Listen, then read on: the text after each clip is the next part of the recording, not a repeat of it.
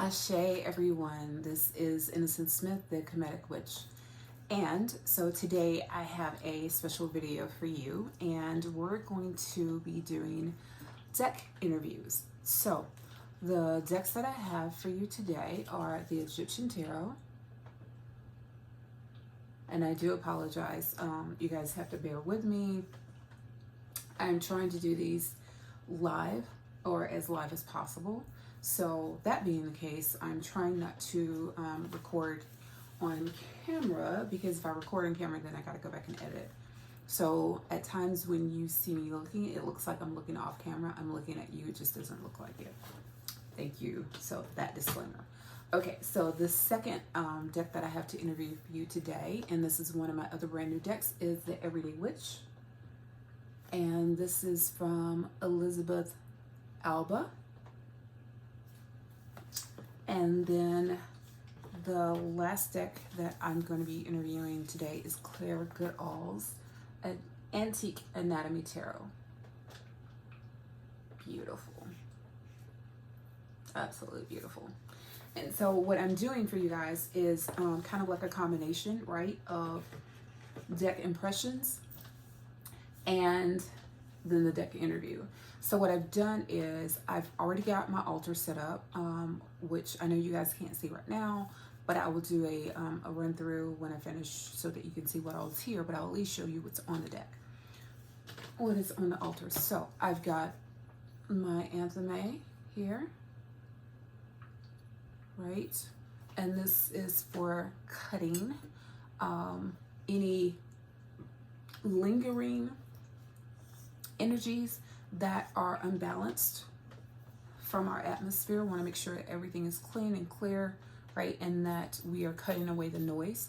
I just want clarity as I do this interview. I also have one of my spirit guides here, and so this is my crystal skull Blackie, and Blackie and I have been doing spirit work all day today. Love this one. Absolutely love this one. It is a type of agate, as a matter of fact, and then with the geode right on the reverse. Are they not gorgeous? Blackie is one of my favorites. I don't have a favorite. It's hard to have a favorite, but it's one of my favorites. All of my crystal babies are favorites. Okay.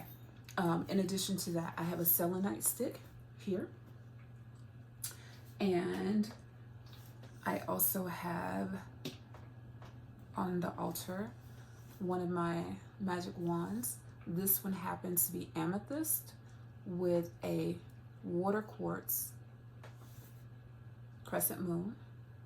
And the reason I'm using this one for today, for clearing the decks, is because I want to align with source energy. I want to align with intuitive energy. I want to get into that frequency. And so that's why I'm using that particular wand. And then I have some sacred geometry die here. A little lyrical, but I have those. And I also have some brass die here. And the reason why the die is here is because something comes up with the deck and I need to interview it during the interview, and it's regarding numerology in some way. Let's just say, what number of the day do you prefer to be worked with, or anything like that, right? So then that'll come up. I'll pull that up. Or what numbers are associated with this deck, like what energy, what numerology signature does the deck carry? So, you know, that sort of thing. And then the other thing that you don't see I have off camera is a pendulum. And this is one of the pendulums that I made. I've showed you guys this before, but for those of you who are new with me and don't know, it's okay. I get it. So this one is a chalcedony geode. And then I've got some other beads here, jasper, right? Some carved beads, and these are carved in the shape of skulls, ancestral energy. And then this one is a water quartz pendulum. and then my spirit board. And these are the tools that I'm using primarily are tools that I've made or had made for me. So spirit board, and I will use the spirit board for the sake of clarity. If something comes up while I'm interviewing the deck and I have a yes no question that I need answered, I'll just pop that out. And then lastly, I have one of my favorite typewriters here. This one is a Smith Corona. It is vintage, so it has some weight to it, this baby. And what I started doing already, because this is my second time trying to record this for you guys, I knew better than to try to record it on the phone, but you know, I did it anyway because my phone just will not ever have enough memory for me to record a longer video. And a deck interview is something that should take you at least a good 10 minutes, you know, per deck. So seeing as how I've got 3 decks to interview right now, that's going to be about half an hour at least, right? Not rushing, taking my time. But we just want to make sure that we are thorough in interviewing. So what is a deck interview? A deck interview is where you, and just, I've already, you know, cleared my energy, but still just making sure for now, because, and for you as well. So all the energy that you're bringing into this space, I want to make sure that everything's on point. Okay, so yeah, a deck interview. A deck interview is where you are getting to know your tarot deck. Essentially, it's just you're getting to know your deck. It doesn't have to be tarot. It can be oracle as well, but it is a series of questions that you ask your deck in order to better understand its personality, right? Its quirks, how it wants to be used, how it wants to be read. If there are certain colors that are associated with your deck, if there are certain numbers, like, you know, numerology signatures that are attached to your deck, you want to know that. If there are certain situations that the deck calls to be read for, that's what you want to use it for. Prime example, you know, there's like, oh my gosh, I won't even try to name the amount of decks that are out there, but you guys know there's a difference. And so we have tarot decks, right? And we have oracle decks. They're not the same. They're similar, but they're not the same. So we just want to make sure that as we're going through, we are getting to know the decks in a way that when we go to pick them up and use them, we know this deck. We know the energy of the deck. We know what kind of reading we're going to be using it for and why. So that's in a nutshell what a deck interview is. Think about it almost like a job interview, but for your deck. So if that helps. Okay, so as I said, what I did already off camera, this time off this camera, is I started typing out some things, and I started off with just like the deck name, my deck type. Obviously, all the ones that I'm interviewing right now are tarot decks, the deck author, and the deck count. So meaning, you know, how many cards are in this deck. And if it's based off of traditional tarot, it should be 78. But again, that's only with tarot. If it's oracle, it could be any number, because oracle cards come in a wide variety of numbers. So you need to know that. But that kind of stuff for me helps. Okay. And so that being the case, then the next thing I want to put on there is like impression. And I put first impressions.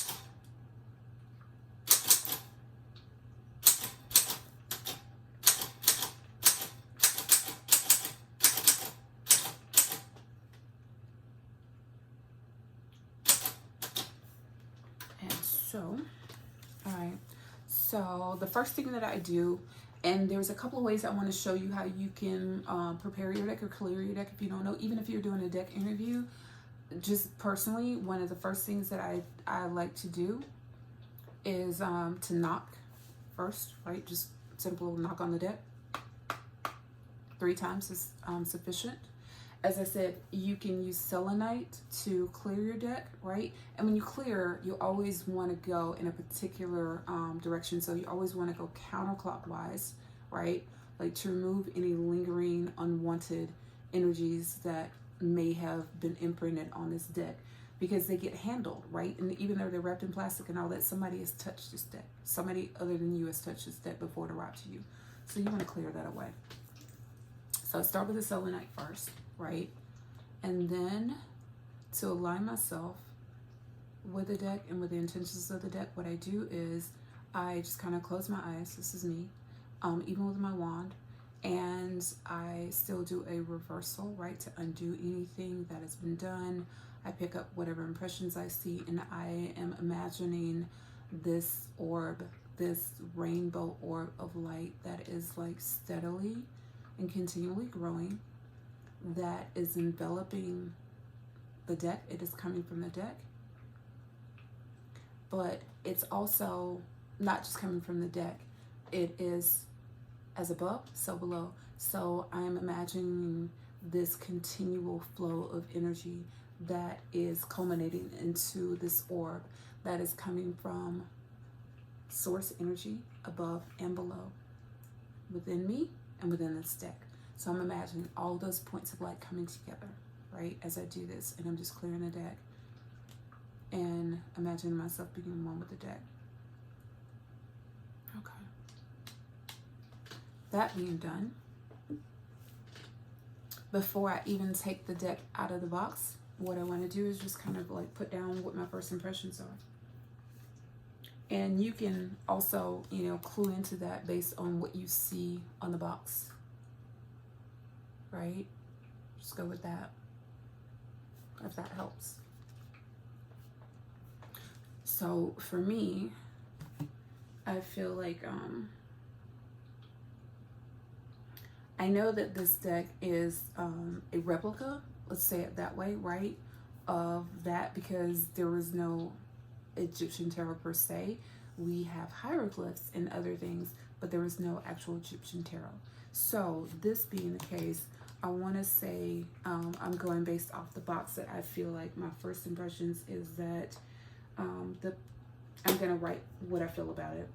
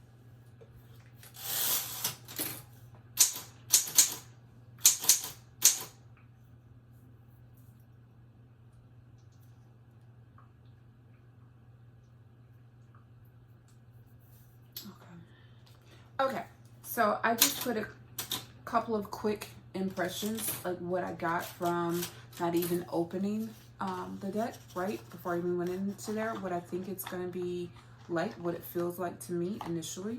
That's what I put. Okay, so I got all the cards out of the box.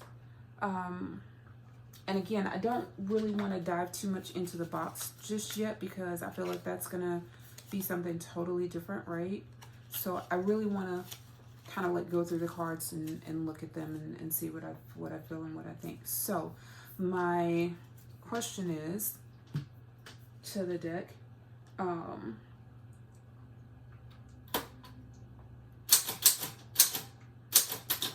deck use,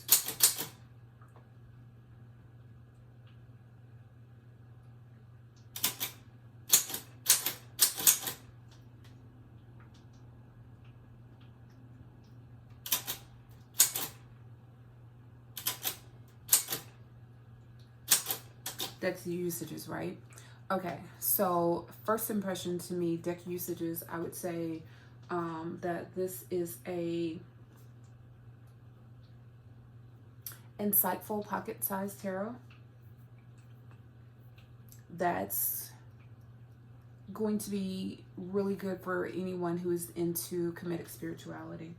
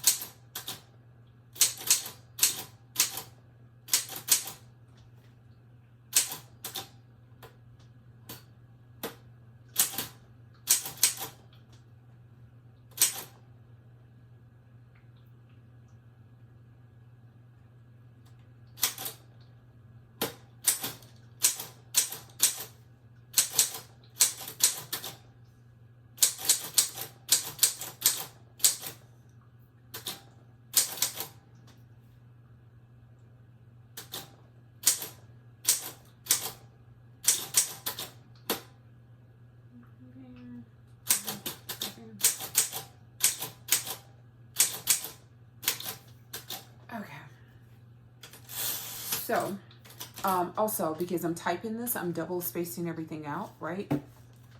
And so, I want to go more or less like with my feelings and my impressions of the deck. And so just starting out, I will say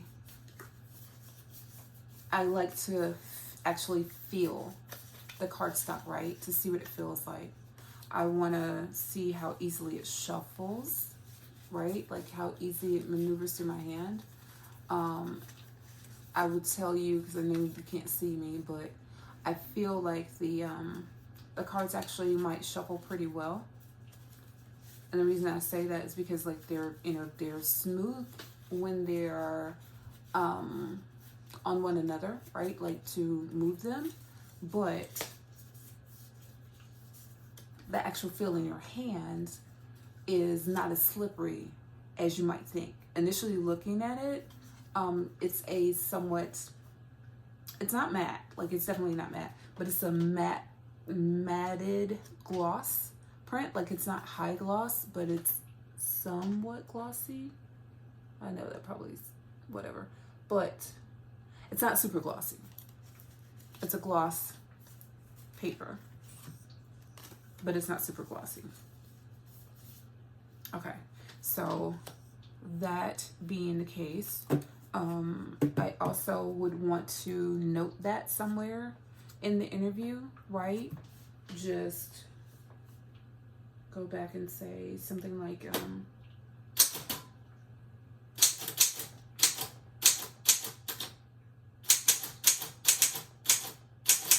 easily shuffled. You want to note things like the cardstock, your impression of the cardstock. So, sturdy. Think that sort of thing, right? Take a moment to like really look at the artwork, just really glance at that and see if you feel a connection, if you feel like you vibe with the artwork at all.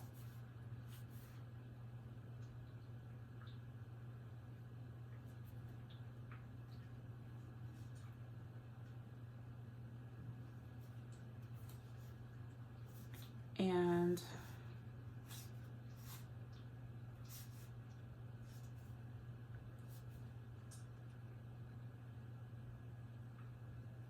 I've got to say there's at least one thing that made it into this deck that like completely threw me off. Totally threw me off, and I'm gonna share that with you. And it's this card. Like there appears to be a dragon in this deck, along with some other images that are decidedly, yes, Egyptian, but the whole dragon thing, like that one is completely throwing me because I've never heard of dragons in Egyptian mythology whatsoever. Kemetic spirituality sources, I've never heard of a dragon. There's other things like the baboons, right? Gabon, but baboons and some things that are totally on track, right? Like the falcons and the ibis and the jackals, the scarab beetles, the scribes. Do you know what I mean? The horses. Yeah. The only thing, and again, that was such a random card that absolutely makes no sense to me whatsoever. I don't know. But it was the only card that's in here that's kind of like that. No, I take that back. As a matter of fact, there are that images again here, right? Along with another that appears to be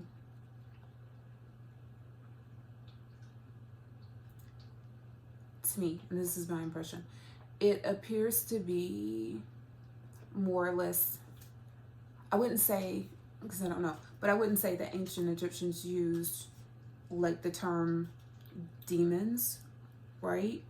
But those, okay, I get it. I get it. All right. So those spirits that are unbalanced, those spirits that are chaotic, those spirits that want to cause chaos and harm and destruction, that sort of thing. And I'll tell you why I say that. I say that because if you comparatively look at this image, this card, and this one here, it's that same being, that same entity.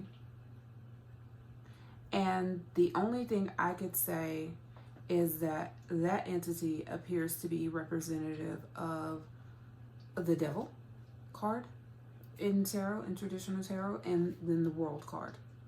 So I would say that's what that is. And yeah, the wheel of life, the world card.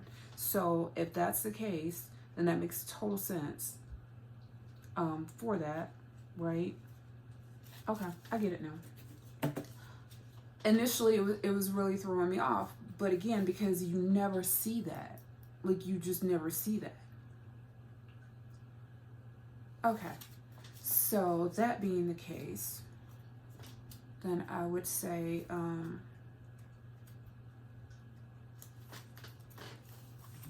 I want to go back and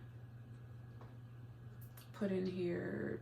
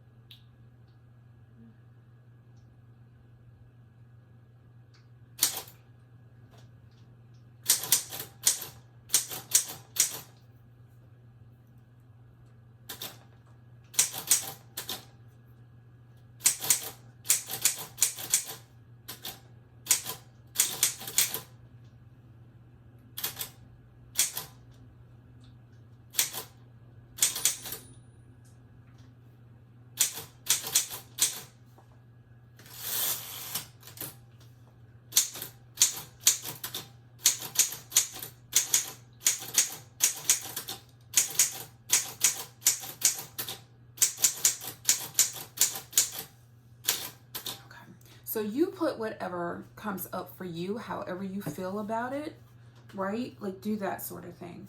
But you also want to have some decided questions that you're asking the deck, right? So prime example, my first question would be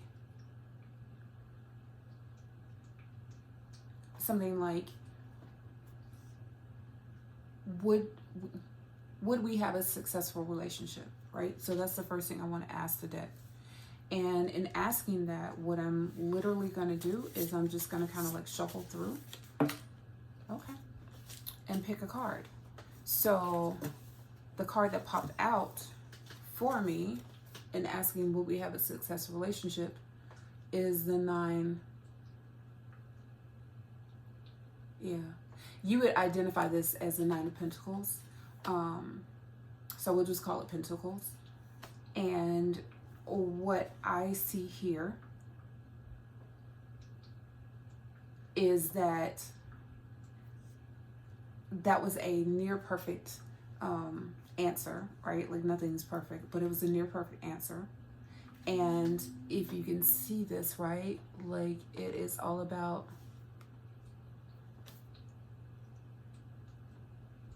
brow chakra energy, third eye energy, pineal gland activating, opening yourself. So for me, the impression that I'm getting from this card is very positive, that yes, it would be a beneficial relationship for me to work with this deck. It is an eye-opening deck. And also that's indicated by the serpent that you see there. The cobra, right? And this is a lapis lazuli cobra, actually, that came from Egypt. So I know this stuff. So with that being the case, I know that that's a positive affirmation that yes, it would be a beneficial deck for me to work with.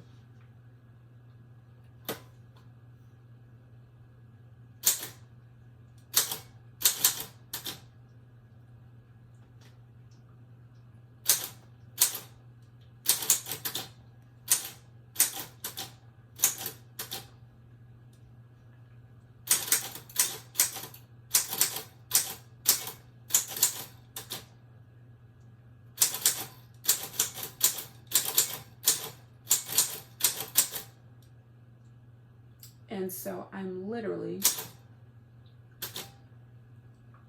making sure that I type out my answers that I'm getting from this deck. And doing the Y. So as I said, and I'm double doing that. So with that,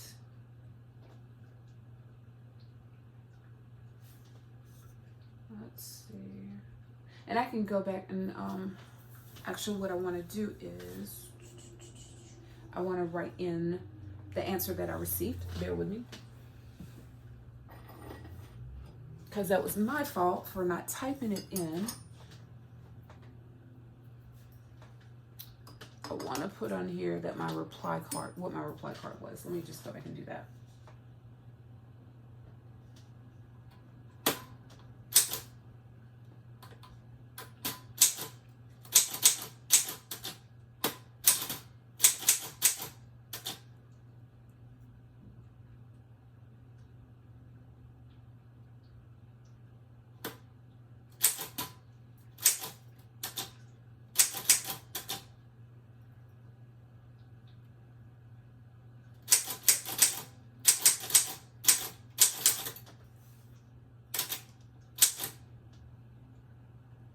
Okay.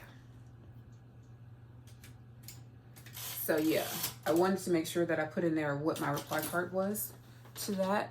And then, so my next question to this deck would be, is now the right time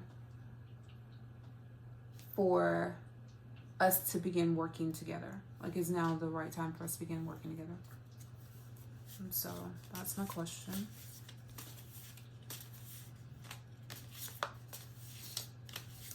Is this, when I say the right time, I mean, is this the right season for us to work together?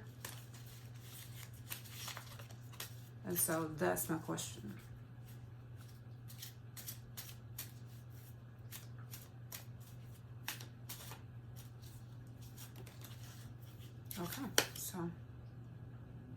Okay.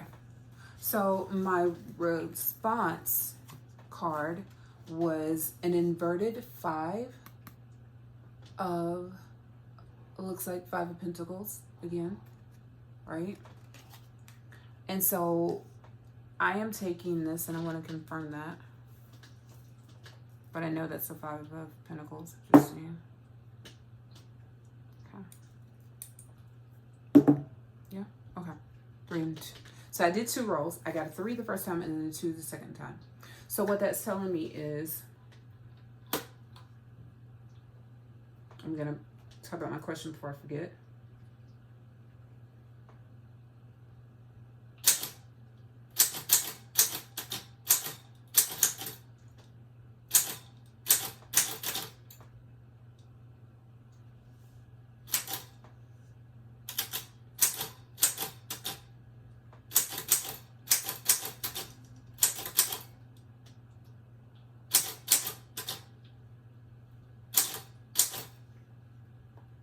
And I am typing this out as best season to work with. So like I said, what I got was an inverted 5. What that means is, to me, I would say and I'm trying to remember to say this sort of stuff to people who may not be familiar with some of the terms, right? So let's just say about mid-year, what we consider to be mid-year. And we're going to talk about that later, because the middle of the year is not as we've been taught, right? Like, a lot of us tend to think that the middle of the year is June, July, because we've been taught that the beginning of the year is January in this part of the world. So I'm going to challenge you to re-examine your beliefs on that. But so I'm gonna put on here what I got.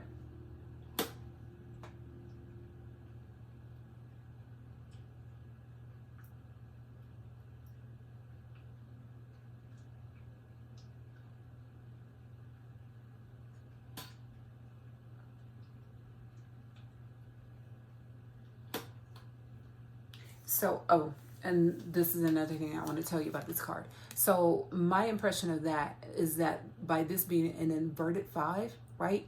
Meaning during the best season to work with this card is during the time of retreat.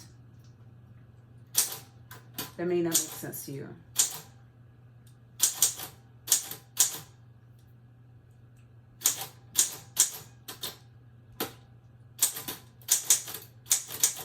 So what I put was retreating season.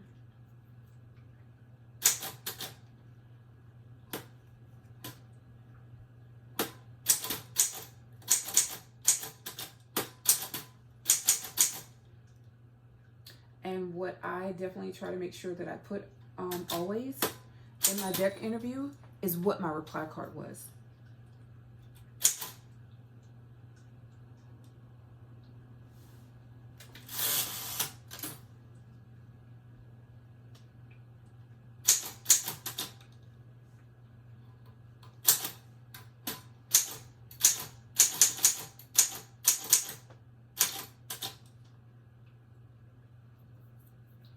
Okay, so my next question, and I just basically have 3 questions when it comes down to like me interviewing my decks, right? Is who best to use this deck with, right? Like who should I use this deck with? What sort of clients? And so I am saying what I'm interviewing these decks for out loud, so you can hear me, but the deck picks up on that energy also. So it's not like I need to turn around after I've already said to you, okay, and say to the deck, who do I need to work with? But if I've already asked that, okay. So my reply card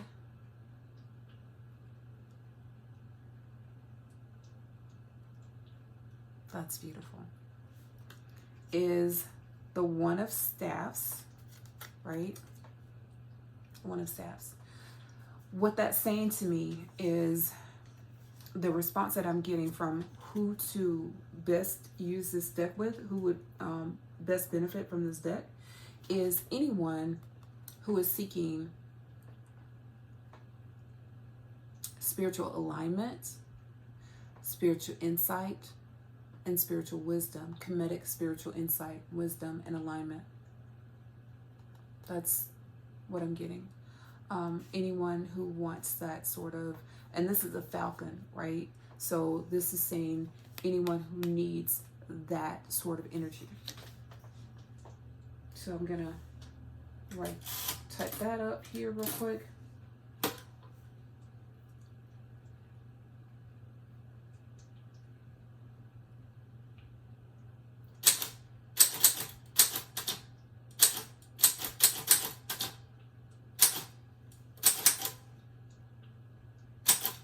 Super important to detail that, okay?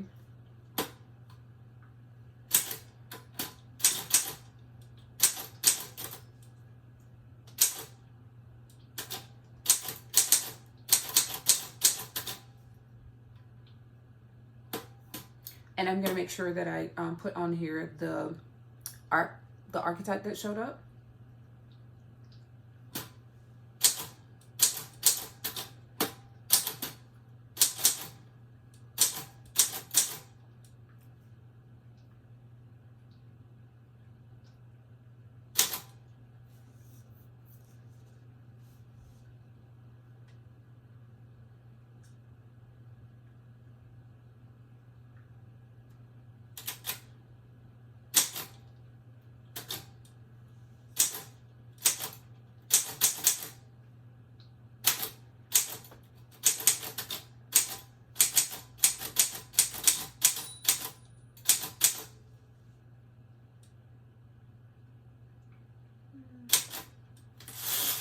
And you guys have to bear with me because I just cut these nails down, so I'm not used to typing in a little bit, but I'll make sure I put this on here.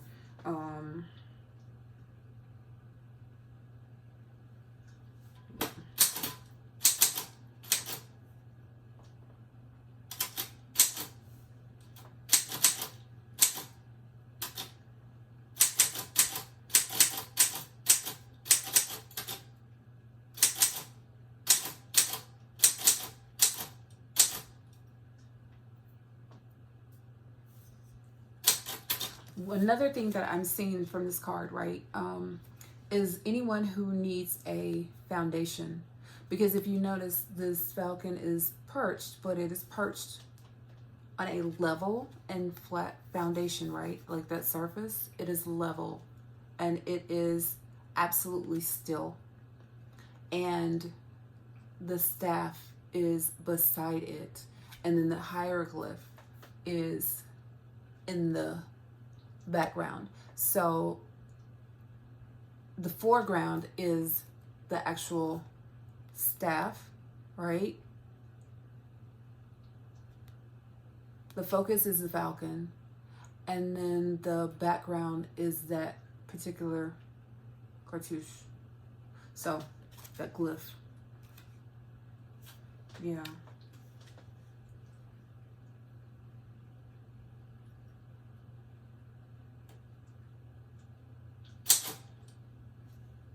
And I broke the nail. I knew I was gonna do it. I knew I was gonna do it typing for you guys, but yeah, I broke it. Whatever.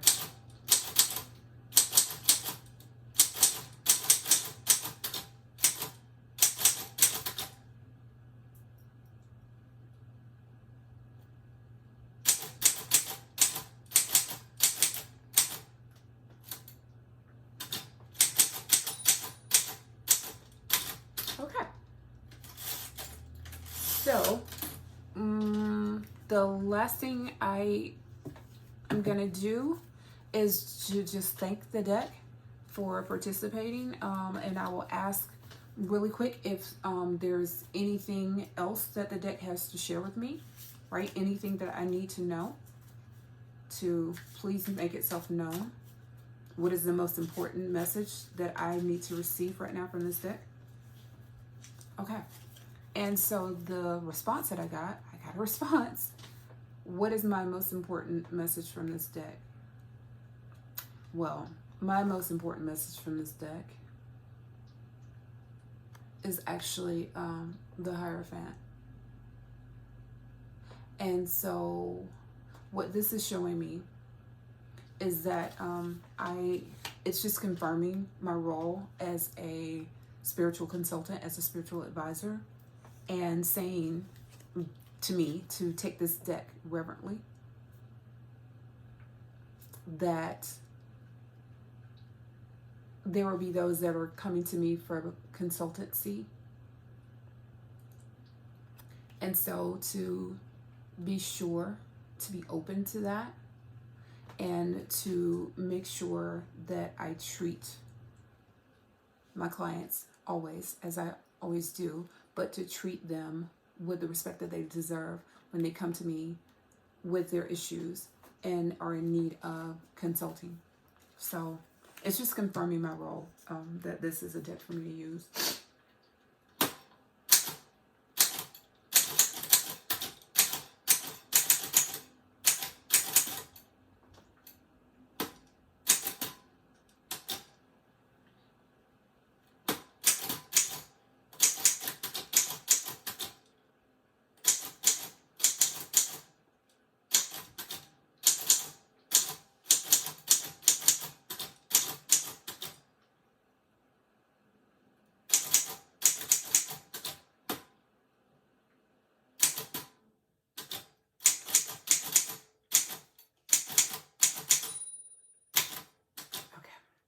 And if that got too loud for you guys, I do apologize.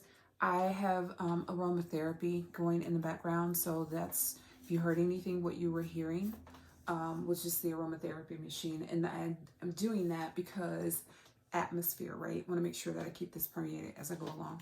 So I know that took a lot longer than 10 minutes, but like I said, like this is my first time interviewing this deck, right? And so I just wanted to know. So the other last thing I will ask is, are there any particular numbers that are associated with this deck? Are there any magic numbers associated with this deck? That's what I want to know. No. Yeah. So that's this way. Move the magic wand very quickly. What numbers? Okay. And so the numbers that I got in response are, and I will show you. No, you can't tell this probably, but the 1 and the 2 die on this deck. It didn't show quite like that. So I got 1 as a response, and I got 6 as a response. Those are the numbers, the magic numbers that show up with this deck.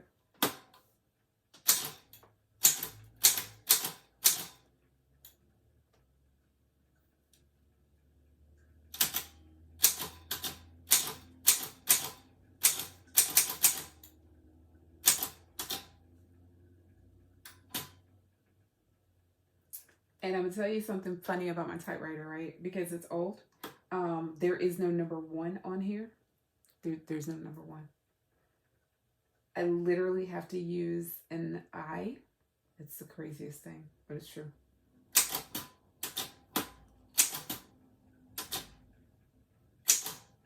When I'm doing this.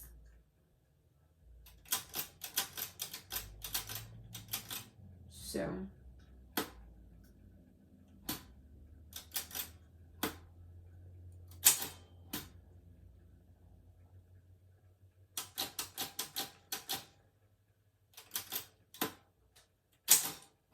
Okay, so that is it for now, other than I might ask about just like shapes and stuff like that later, but I will do that later. I feel like those are the major questions that I needed to ask from this deck, because when I asked if there were any numbers in particular or, you know, anything else the deck had for me, it answered in that way. And another thing that I find quite interesting are that the numbers that showed up on these cards as I was interviewing were the 1 and 5, which equal out to 6. And the number 9, which in reverse is a 6. So in any case, thank you. So I thank the deck and I release the deck simply by knocking again those 3 times to let the deck know that I'm done with it for now. Because again, this is just the interview, right? I will do a deck review for you guys, totally separate. This is just a deck interview. So I don't want to get those 2 things confused right now, right? Okay. And so what I do after that is just remove the paper. I'm going to put this in a folder, because one thing that I like about typing this up, right, is that when I'm all done with it, I can turn around, take a picture of it, which I'm going to do, and upload that to the blog, and I can share. So that helps a lot.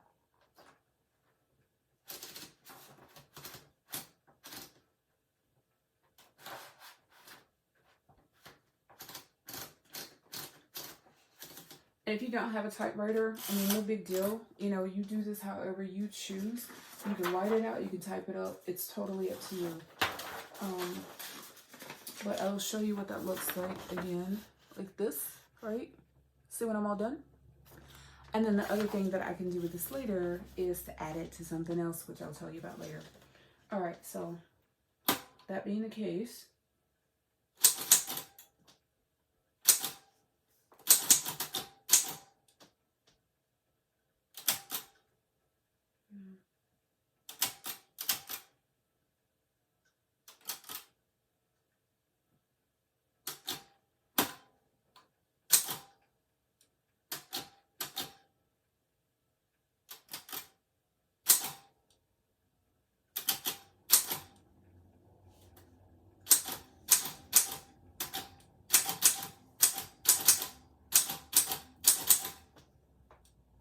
So like I said, you want to start off, make sure that you label what it is that you're doing, that you identify it. I'm just starting this off, making sure that I label as Tarot Deck Interview.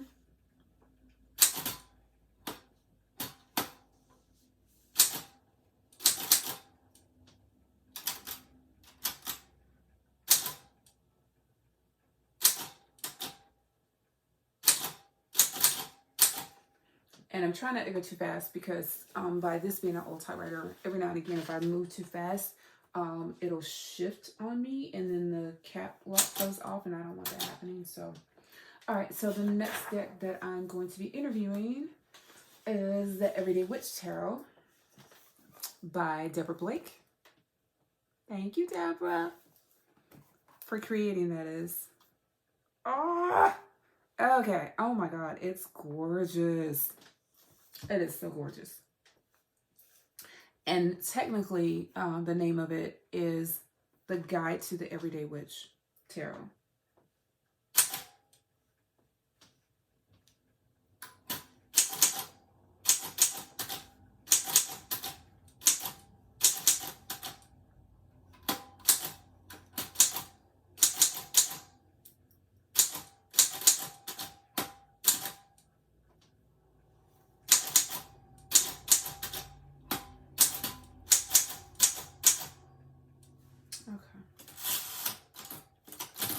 Double space, the type.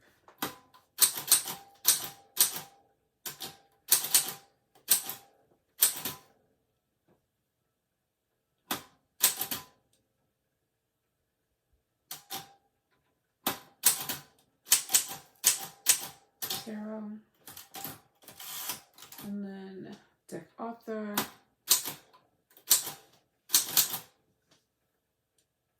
Again, can't go too quick because these keys are like super close together, so it doesn't like it if I go too quick. That's how I really broke my nail. Not that I'm crying over a broken nail, but just saying. Okay, so let's split.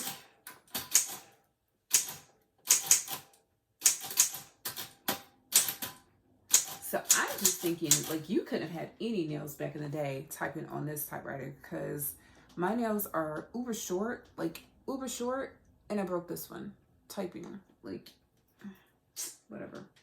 All right, so I'm gonna split. Card count.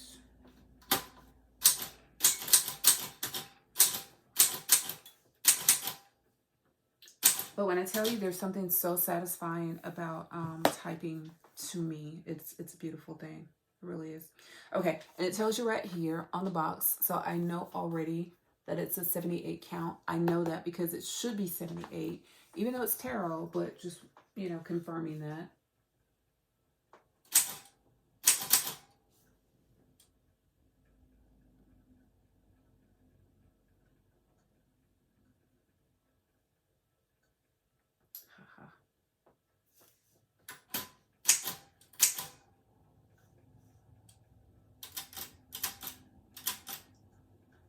I made an error.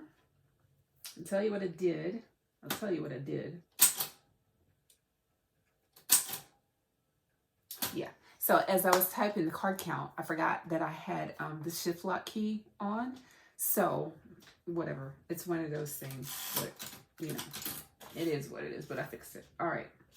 And then for first impressions, pardon me.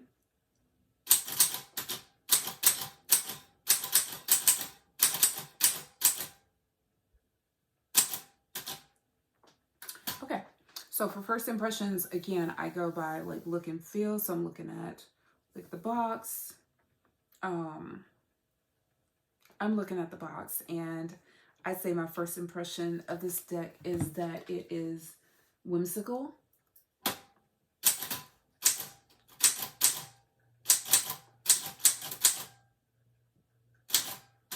Colorful.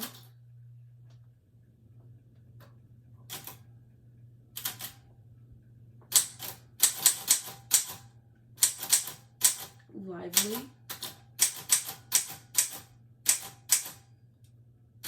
spirited, and playful.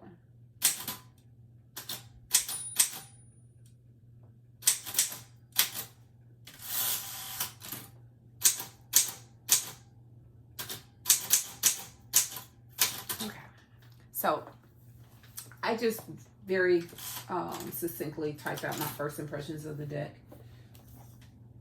And then I'm going to put on here deck usages.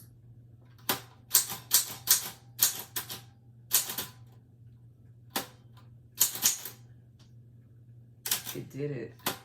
I told you it'll pop off if I take it off. Okay. So, before I dive into that, yet again, and I've already showed you guys how I do this. So like I said, it's totally up to you how you choose to do it, right?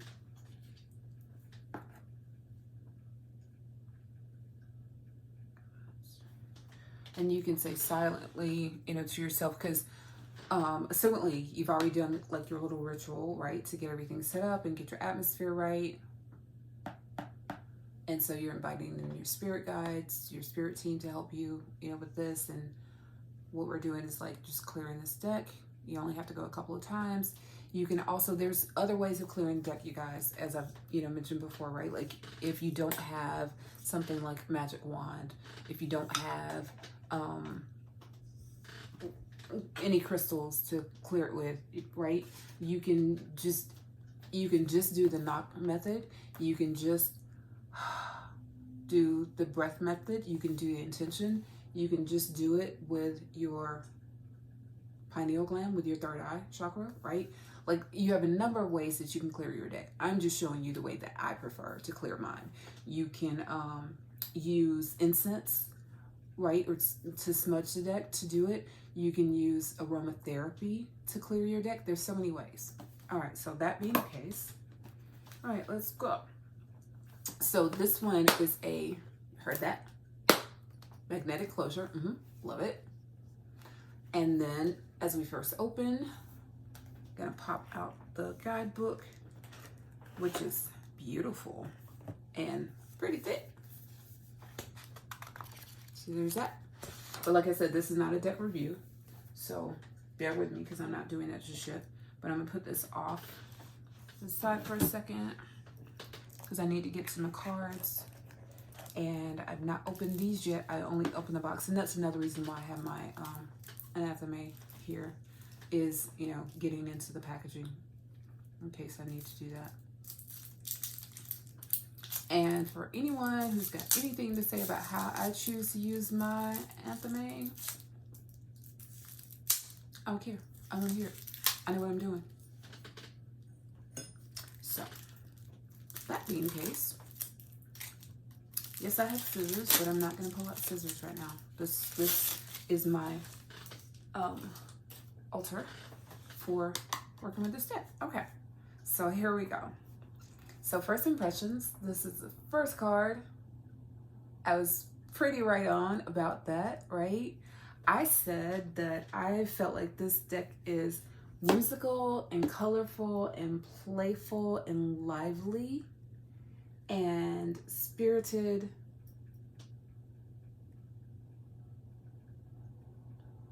Yeah, that's what I feel about this deck. So this is just me opening it up, right? And just taking a look at the first card, the Fool card. And as you see, there's this beautiful soul, this witchy soul, and she's about to go off on a journey, and she's just about to take off on the cliff, and she's on a broom, and she's got her familiar with her, and her familiar, right, her cat, is like, oh no, what are you doing? And she's like, let's go. And it's awesome, right? And the birds are all involved and they're all playful and they're like, yeah, let's go. And you see down in the distance, there's this ship, right? Like, so the promise of adventure and movement. And it's showing like, yeah, super, super playful. The wind's at her back. It's a beautiful day, right? Yeah, so I feel like that's the thing. All right. So, first impressions. I'm going to put on here deck usages. So, what I need to know from the deck, and oh, this is the back. So cute, right? So stinking cute.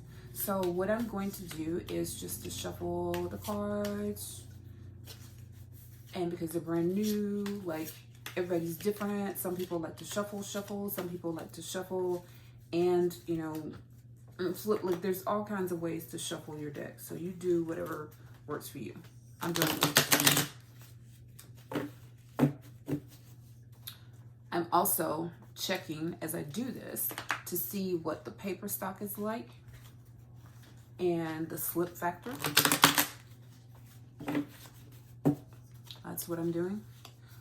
These cards also have a more of a gloss finish. I wouldn't not call this matte at all, but it's gloss. They are deeply saturated. The color is deeply saturated, which I love because that means that they're quite vibrant and lively, as I already said. Okay. So, my question was deck usage. Like, okay, so you popped out. Six of Swords was my response card when I asked what the usage of this deck is. So that tells me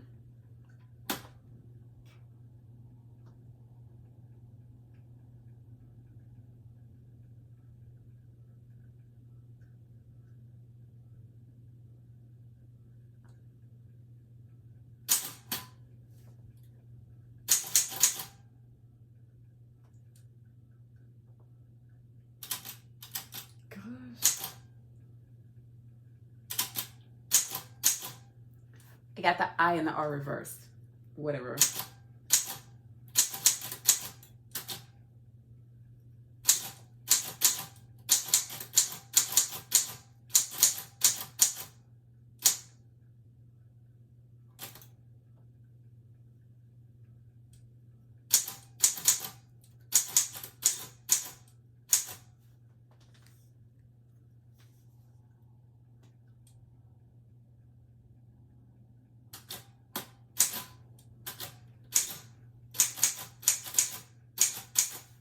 Okay, so in a nutshell, I just kind of summarized what I felt like the deck usages are for me.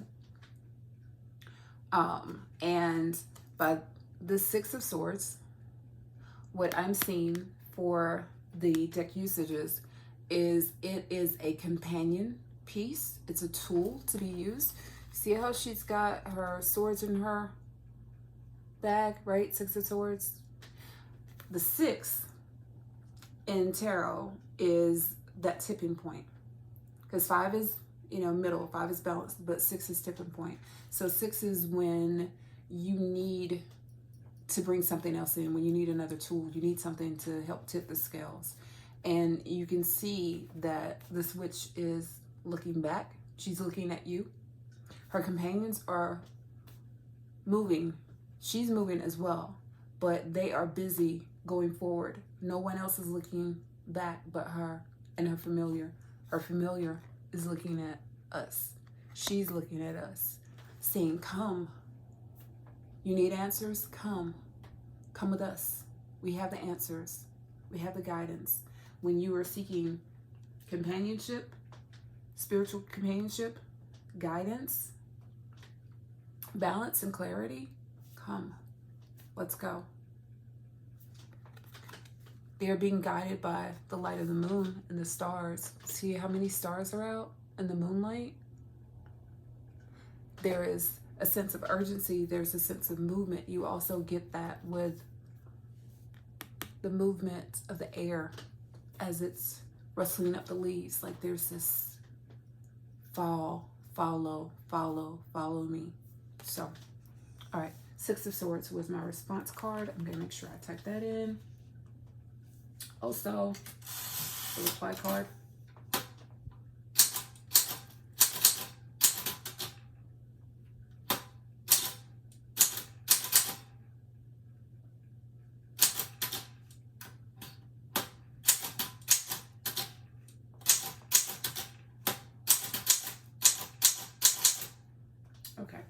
because I think that's really important.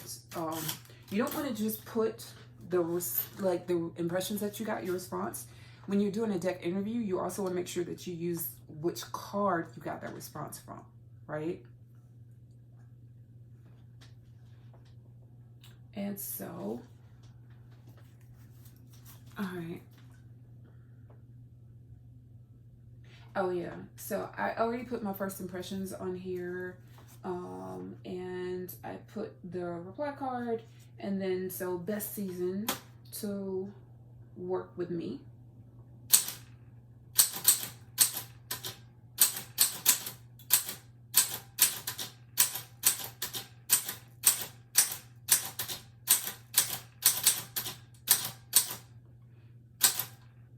And again, when I say best season to work with me, don't think that I mean an annual season per se. It's not like that. Like, someone can be going through a season, right? They can be going through a season of doubt, of depression, of whatever. So when I'm saying, like, what's the best season to work with this deck, that's what I mean. Is like, what situation, what season, what, okay. So my response card was the Tower. And if you see this, you see that she is looking at us, right? And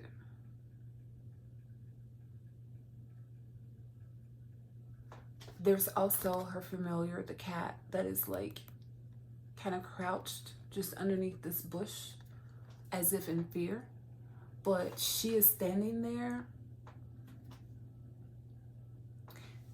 and she's not in this position. It does not appear that she's trying to escape. She's not trying to get away. She's not trying to run. She's not trying to do anything. If anything, she is dismantling.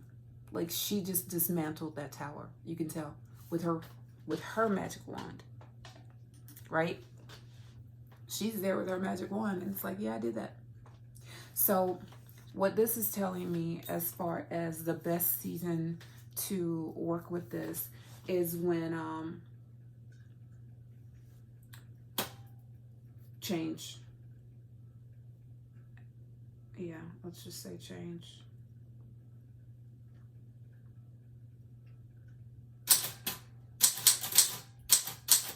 And not just change, but I'm going to say radical change.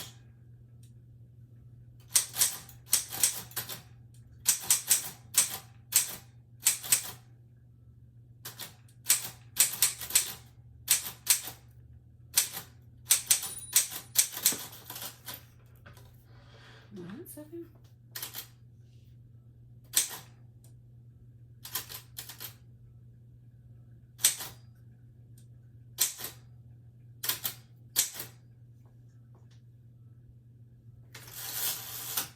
Fayette typewriter moves.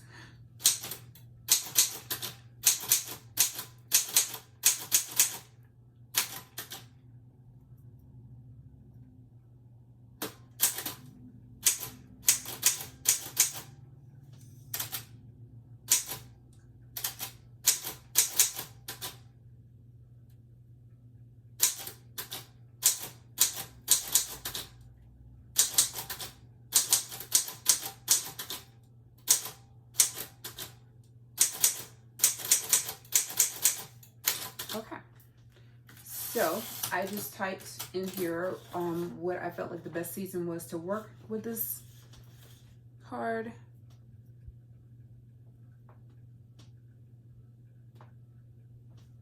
And reply card again.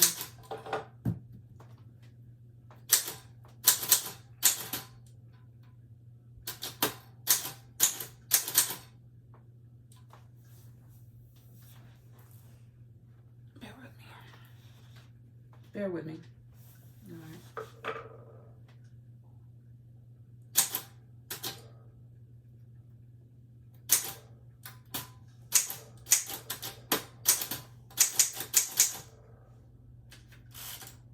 Okay. All right, so my next question for the deck is best use for.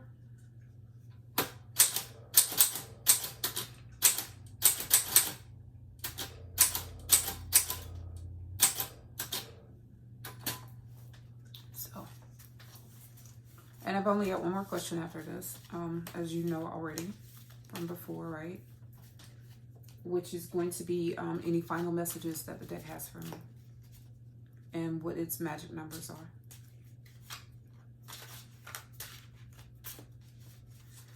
So, again, I don't like to over shuffle when I am doing a deck interview because I don't feel like it's necessary. I really don't. I like to just very lightly shuffle the deck. But also, I like to see what kind of bend and give the deck has. So that's why I do shuffles as I'm doing deck interviews. Okay. So I said best used for was the next question, and the reply that I got was the 8 of Wands.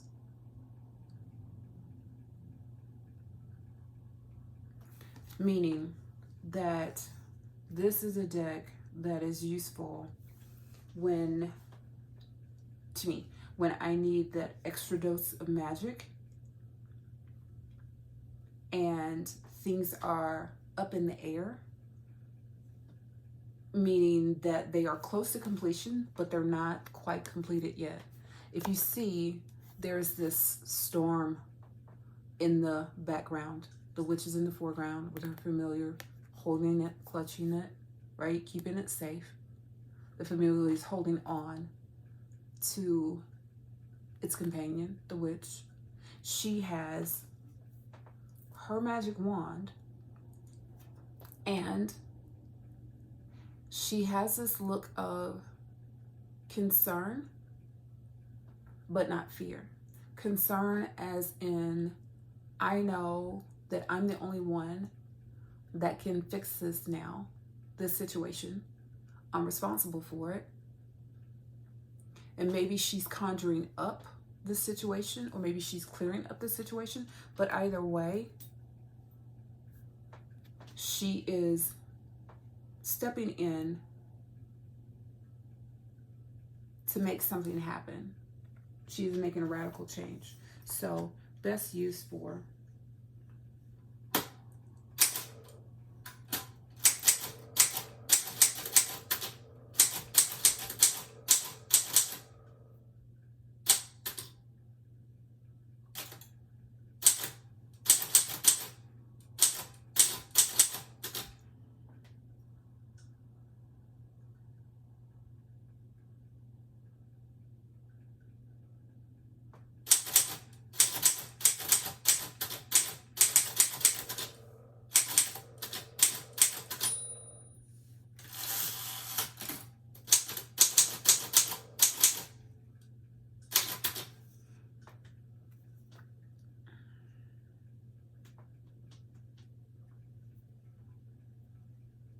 oh yeah.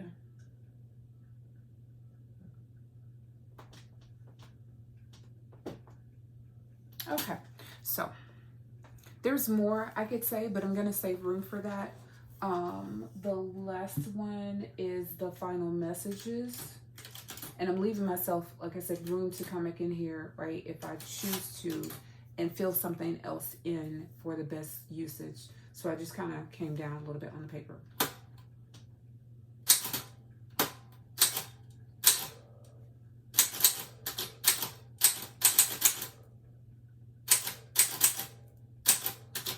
So I want to know what the deck's final messages are for me. Okay, well, that one just popped out.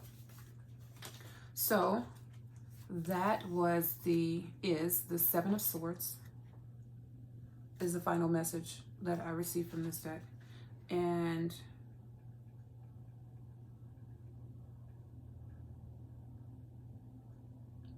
yeah, so the impression, I'm going to put my reply card first.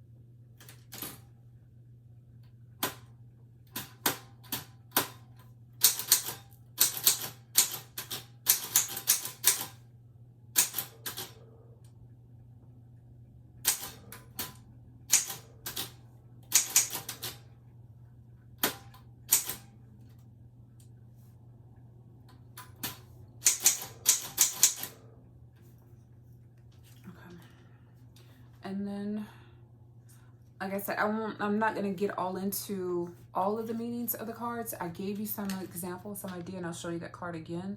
But this is the Seven of Swords. So that was the reply to any final messages. I'm using this deck, and I want to thank it. And so then my last question, and I don't need to use a card for this, is if there are any magic numbers that I need to be aware of with this deck, like if it has any particular numbers that are significant with it. And so again, I've got 1 and 6. Probably can't tell the glare, but this means 1 and this means 6. So my magic numbers for this deck, the magic numbers for this deck are 1 and 6. I'm gonna make sure I type that 2.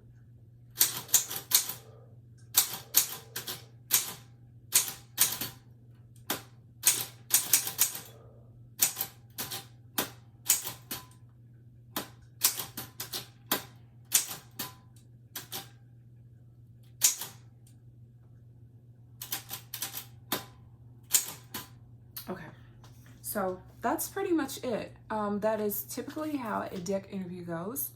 But since I started you guys with this, if you're down for it, anybody who wants to pop out, you know, thank you so much for tuning in. Those of you who want to stick around, thank you so much for sticking around. I just say goodbye to the deck for now and thank it for participating and for working with me. I can tell you this is going to be a favorite of mine.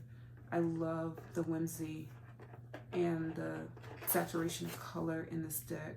I love how playful it is. Even if, and I'm not saying there's not, because I don't know yet. Like I haven't like looked through it just yet. But even if there's not much diversity in this deck, as far as the witches go, there's not.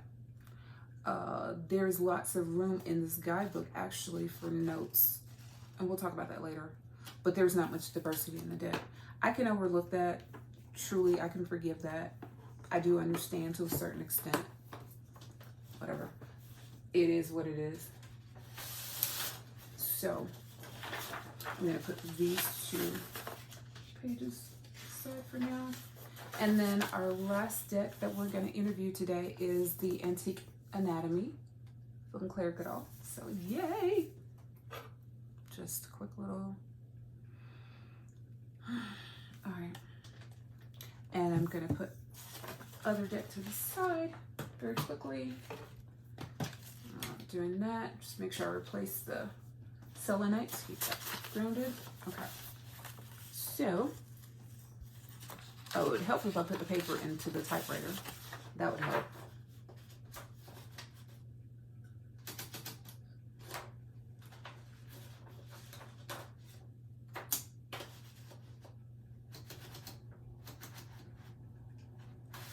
Get in there straight.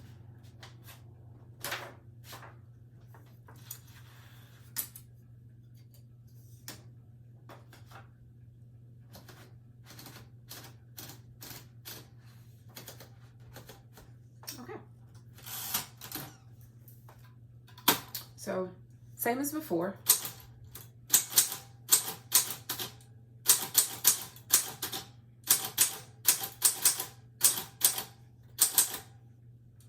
Just type what we're doing to start off. Tarot deck interview. Deck used.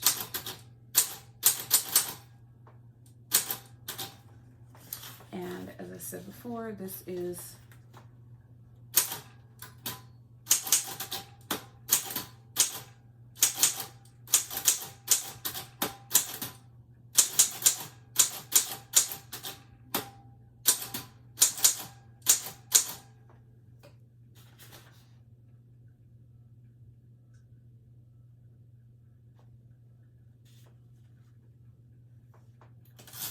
type.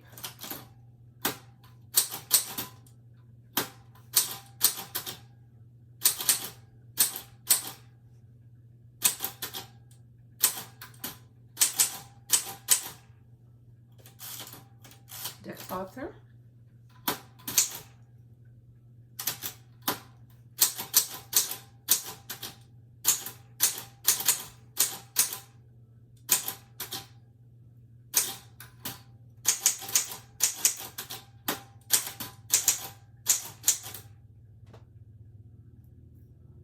That's a good old good child. Okay.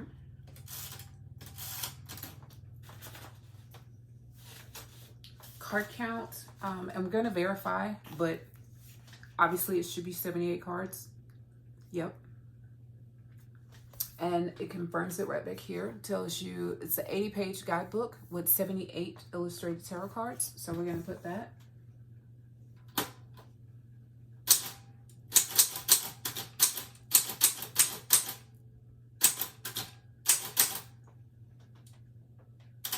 I did that thing again. I promise you guys I did that thing again, and I did not mean to do that thing again, but I did that thing again.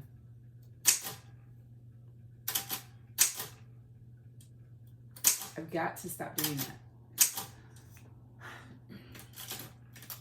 I'm so used to typing on the computer these days that sometimes I forget typewriter is a different animal. All right, so next thing is first impressions.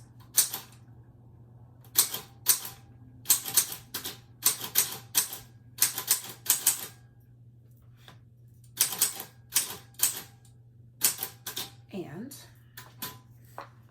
so first impressions, you guys already know how to do this. You know that I've already done this part of it. Give myself a moment, get my wand ready.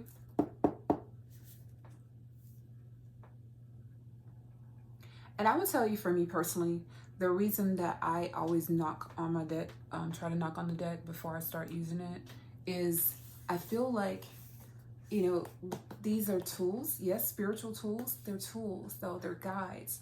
And they've got energy, and I'm respectful of their energy. And so just like you wouldn't just walk into someone's home without knocking first, I don't want to just enter into this deck without knocking first, right? Without basically receiving permission. And a kind of, is it okay for me to enter? Just, you know what I mean? Almost like wiping your feet energetically before you go in. I do the same thing whenever I'm getting ready to do just about anything spiritually, is you ask permission first. You ask permission, because this is a relationship. Okay, so first impression, I can tell you now, I absolutely adore this freaking set, and I haven't even opened it yet. I also, like I told you guys, have the book, right? So I've had a glimpse of it, and I kind of know what it looks like. Like, even the feel of the box, I feel like gives you some idea what it's gonna be like. And so, like, this is embossed gold. This is flat, and it's this matte kind of satiny finish, which to me just screams, oh my gosh, reverence and love and care and beauty and grace. That's what I see. So that's what I'm putting here.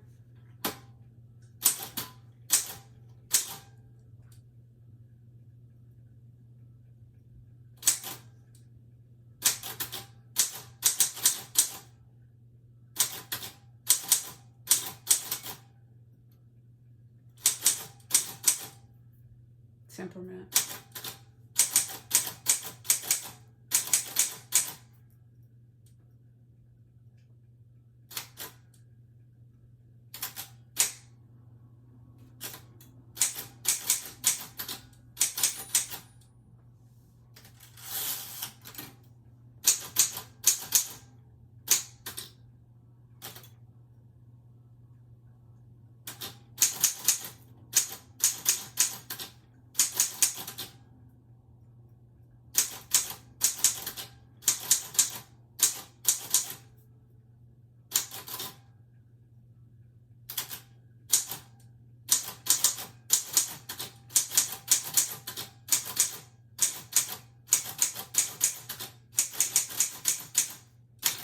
Okay.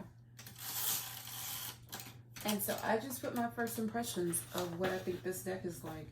And then deck usages is our next thing.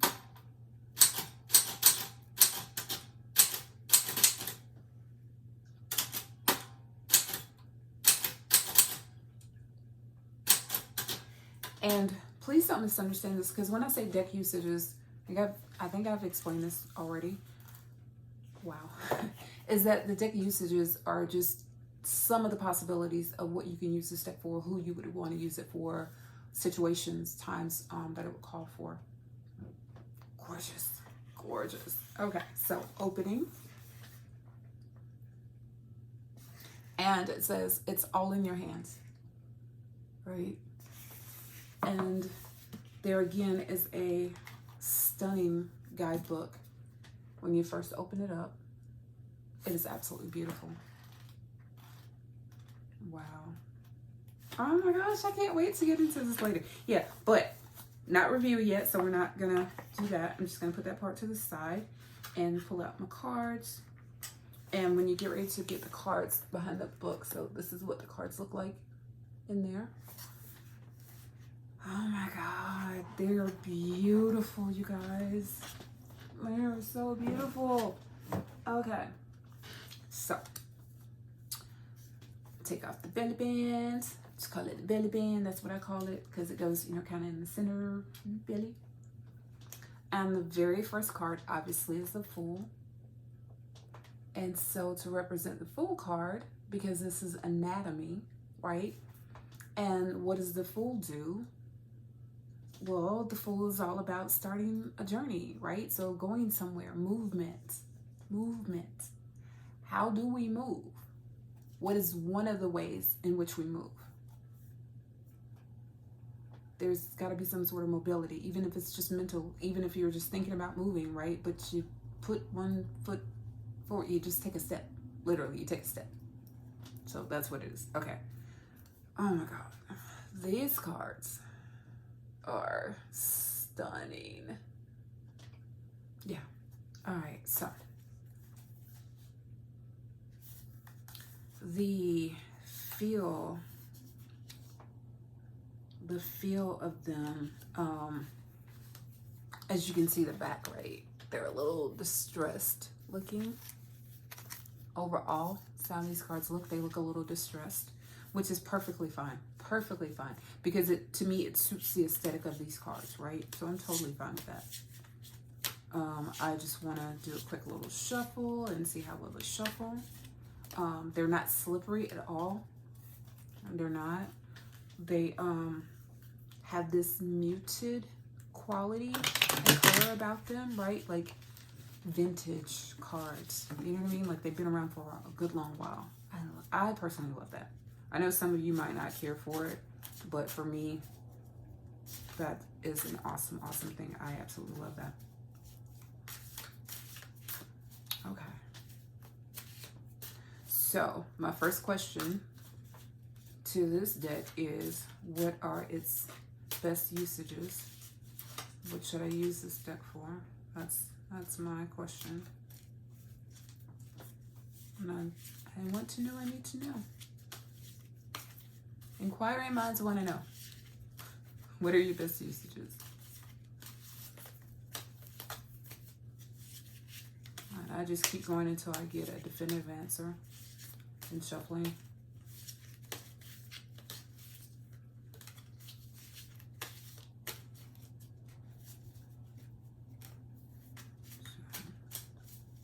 I need a definite.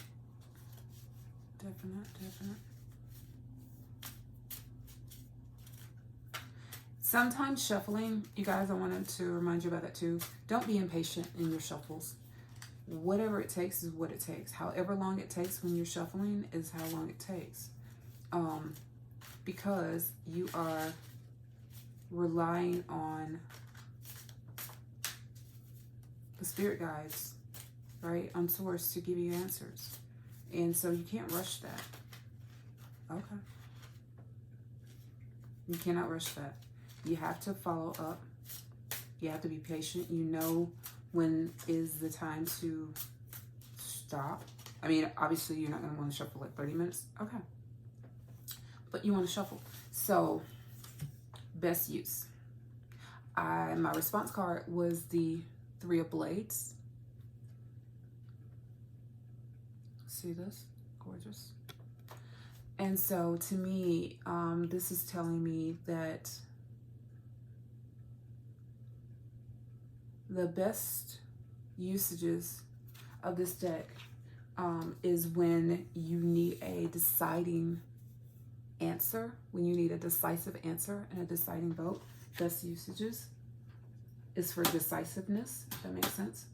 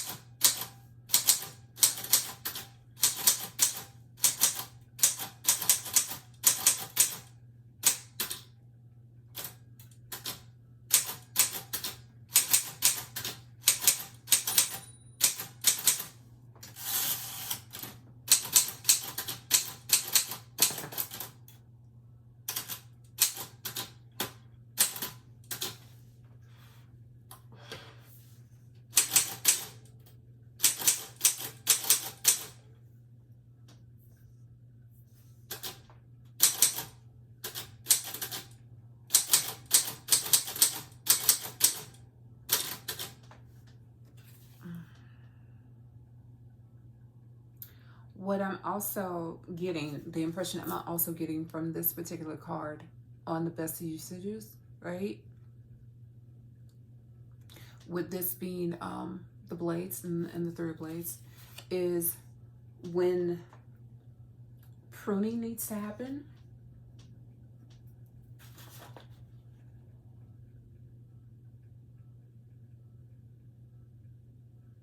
So I'm going to make sure that I put on here what my reply card was first. Let's do that.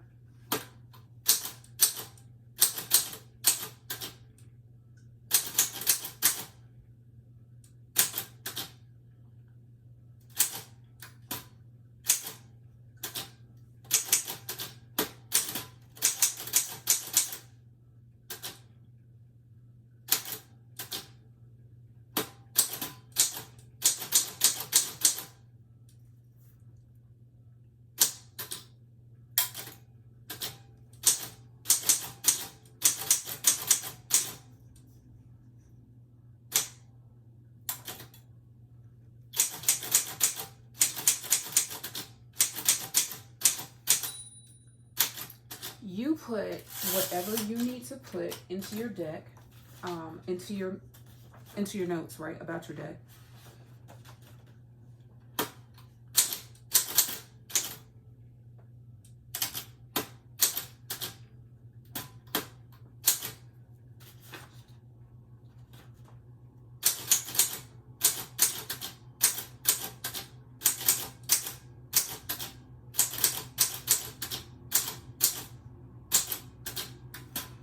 But yeah, whatever impressions you get. So I'm getting the sense that when there is this energy, when someone is hurting and in need of healing, but precise healing,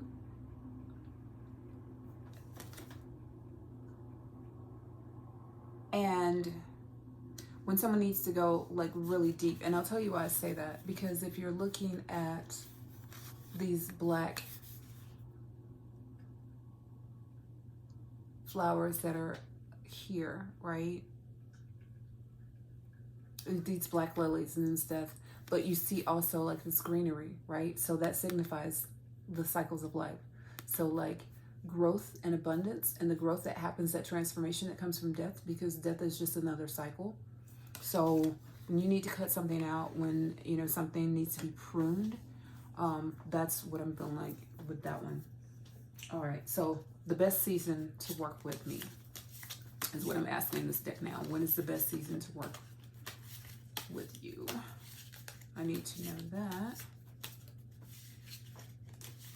What is the best season? We need definitive answers. We need definitive answers. Okay. Too many. Maybe that was the answer, whatever. If that was the answer, it comes back. That's how I look at it, right? It's like whatever comes is what comes. So if that was the answer is going to come back when I'm asking a question. All right, so it fell out. All right, so the response card, the reply card is the Lovers, right? Gorgeous. And so the best season to work with this, or when to work on this, is when someone is in need of loving attention, a loving season.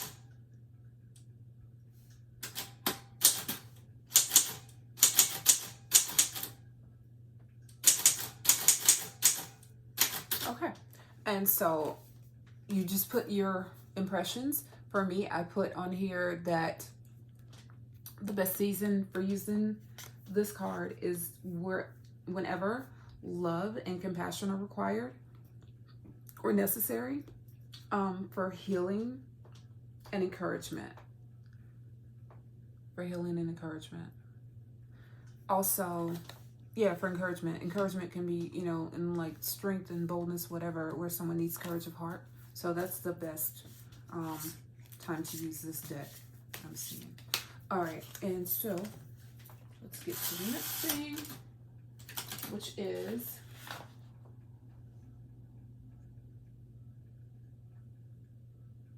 best use for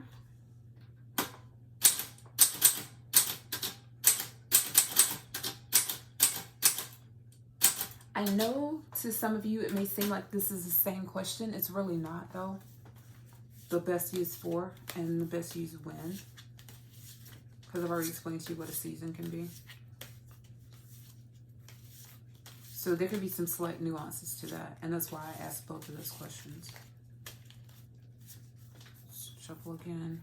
So the question right now to the deck is best use for.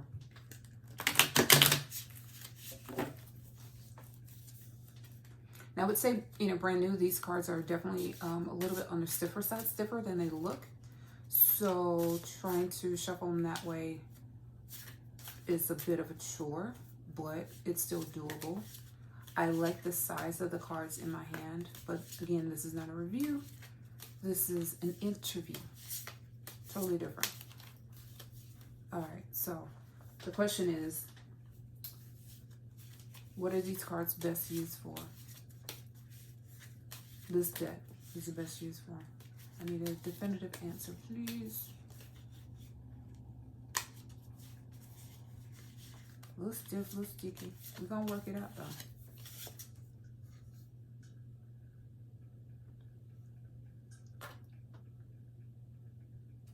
All right, so the answer card that I got was the Seven of Blades as far as the best use. And so what that is saying to me, the best use for this deck is for someone who is deep in sorrow, for someone who is deep in grief, for someone who is deeply troubled, deeply worried, deeply concerned. And someone who is far enough along in their journey that they're going to get the messages that it's going to actually make a difference, because there's a difference in your mindset when you first start off on something versus, you know, when you get closer to it. So I would say this is for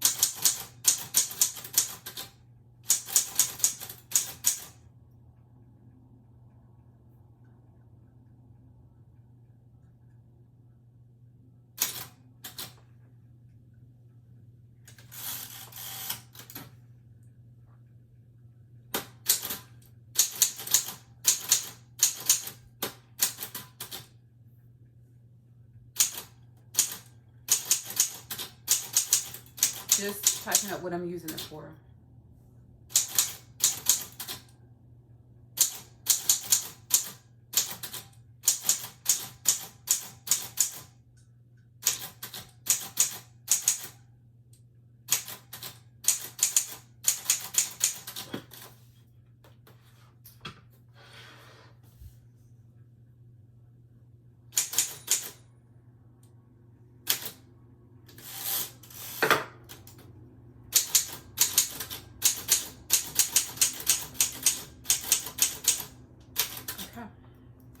All right, so I just finished that up.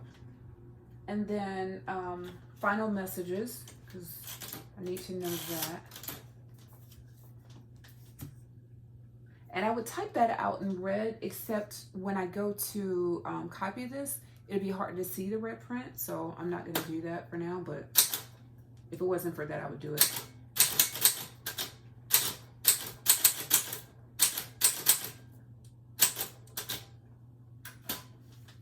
All right, so what final messages does this deck have to offer about working with it? Okay. Well, that one clearly popped up in a hurry, and the final message, and it showed up upright, in the upright position, not in the inverse, but it's the King of Blades.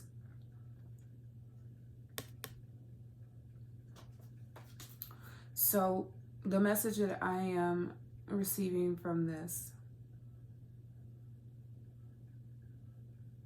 about the final message is perspective and alignment.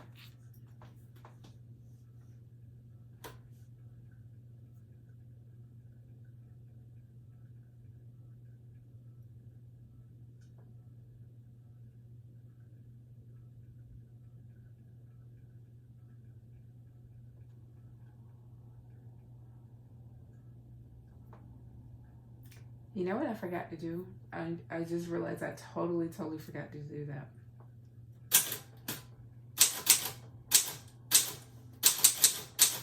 But I'm here now, so I gotta go through and do this. Alignment.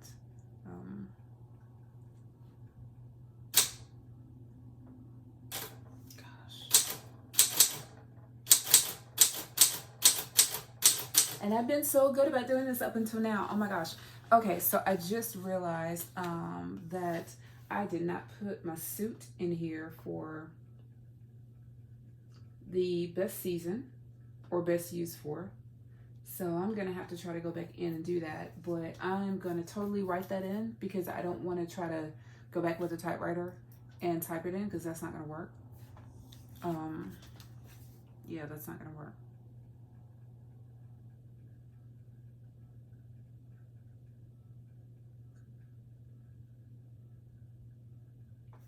But in any case, I'm just going to finish up my notes on that really quick. And I will put the reply card for this one.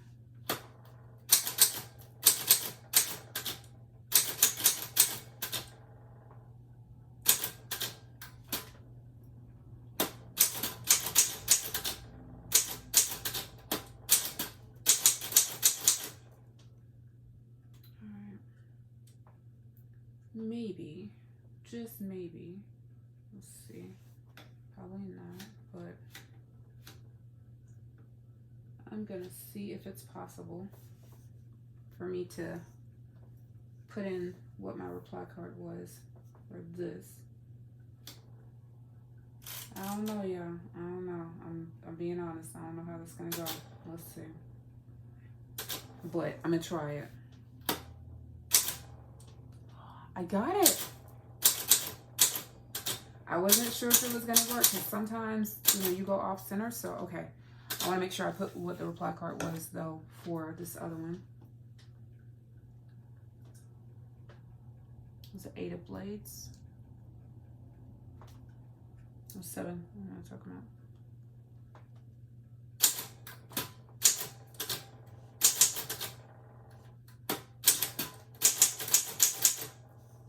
I got it. Oh my gosh, I am so excited about me. Okay, now let's see if I can't go back into the best season 4 and get that right also. Hopefully I can. Let's see.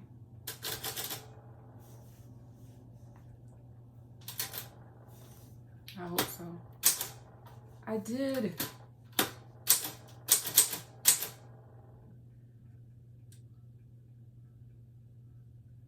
And on this one, I'm going to cheat, and I'm just going to put reply instead of reply card to save myself some room. The Lovers.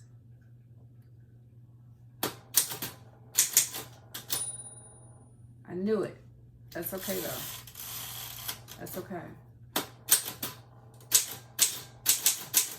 I got it. I got it. I'm proud of myself. All right. So then I just want to know what magic numbers are associated with this deck. Magical numbers. All right. So I've got 2 and 3, which are still 5.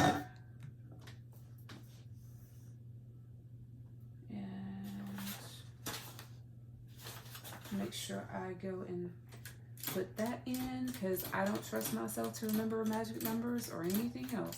That's why I'm typing this, right? Because I know I'm not going to remember if I don't write it down.